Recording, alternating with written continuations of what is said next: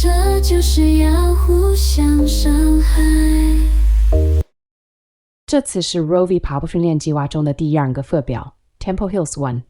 大致上看了一下课表的内容，前面是热身，再接着就是 C 组冲刺12秒 130% 到 145% FTP， 中间105秒的休息又是 45%。 通常我自己设定的课表都会设定55%到 60%， 防止后面金属轮没刹住一直高速空转， 45% 完全不会刹住一直高速空转，都要达到最重档中踩就无法休息了。所以现在干脆不管我踩我的，他空转他的，画面上的虚拟人物就会因此停下来。官方课表的12秒短冲刺时间太短，再加上前面又是 45% 没阻力状态，力道很难去抓准，至少要20秒，低阶训练台的致命伤之一。接着后面就是4组6分钟，约 Z3 顶的主菜 90% 的 FTP， 踏频要求75到85之间，2组主菜间隔约10分钟的休息，要求踏频为85到95，再来个阶梯下降的半冷却90到 60% 30秒，一个降阶没要求踏频，接着就是最终冷却阶段5分钟。接下来说明 Temple Hills。 在功率训练中， Temple Hills 或称节奏爬坡是一种非常有效的训练方式，专门针对提升自行车手的爬坡能力和增强骑行节奏的持续性。这种训练结合了节奏骑行 Tempo 和爬坡 Hills 的元素，主要目的是提升骑行者在一定强度下的耐力和力量，特别是在上坡路段。节奏骑行指的是在较高的持续强度下骑行，通常维持在乳酸阈值以下，大约是骑行者功能性功率阈值的 76% 至 90% 之间。这个强度范围能够有效提升心肺功能和肌肉耐力，同时不会造成过度疲劳。进行节奏骑行时，骑行者应能感觉到明显的劳累，但仍能持续输出功率，而不至于迅速精疲力尽。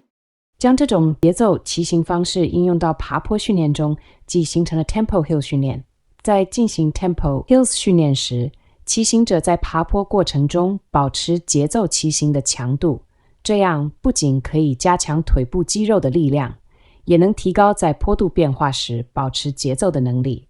这种训练对于提高骑行的效率非常有帮助，在消耗相同能量的情况下达到更高的速度或更长的距离，尤其是在长距离比赛或崎岖的路段中。Tempo Hills 训练的一大优点是它模拟了赛事中常见的爬坡路况，帮助骑行者适应比赛时可能遇到的持续上坡的挑战。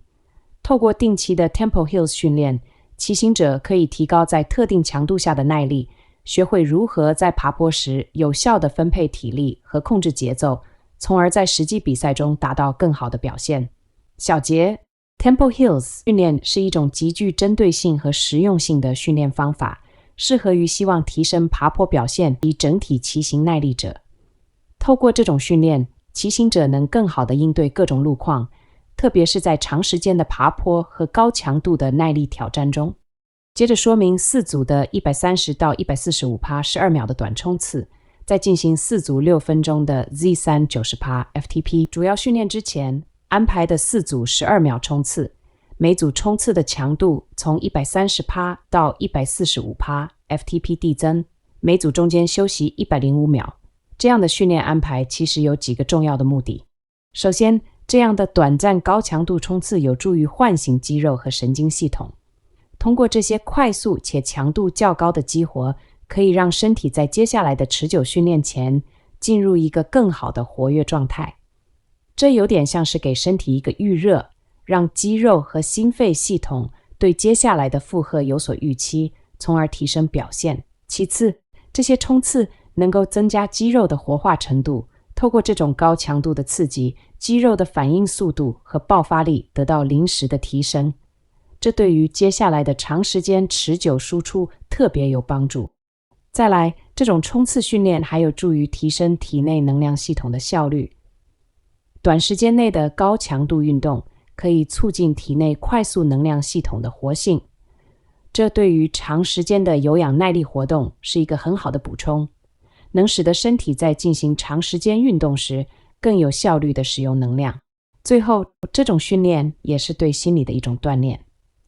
短暂的高强度冲刺需要骑手快速集中注意力和调动能量，这对于培养比赛中需要的快速反应能力和心理调节能力也是很有帮助的。总之，这4组12秒的冲刺训练不仅是身体的一次热身，更是对肌肉、心肺系统以及心理状态的一次全面的预热和调动，为接下来的主要训练打下了良好的基础。接着4分钟90到60%， FTP 说明安排在最后进行的4分钟90到60%。 FTP 的训练这部分其实是作为一个缓和阶段，也就是我们通常说的冷却阶段。这个阶段的设置主要有几个目的。首先，从高强度的训练逐步过渡到较低强度，可以帮助身体更平稳地从激烈运动状态恢复到静态。这样的逐步降低运动强度，有助于促进血液循环，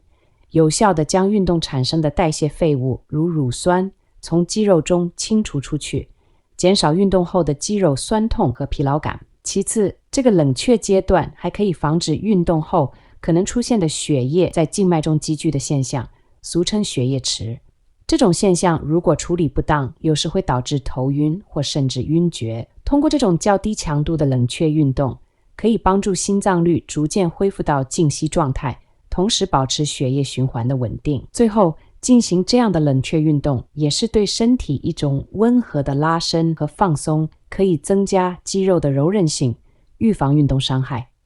这不仅有助于当次训练后的恢复，长期来看也是保持良好体能状态和持续训练的重要一环。这4分钟的90到60% FTP 冷却阶段是训练中非常重要的一部分，它确保了训练的完整性和效果，同时也保护了运动员的身体健康，让你能够更好的恢复和准备下一次的训练。所以别小看了这短短的几分钟，它的作用可大了。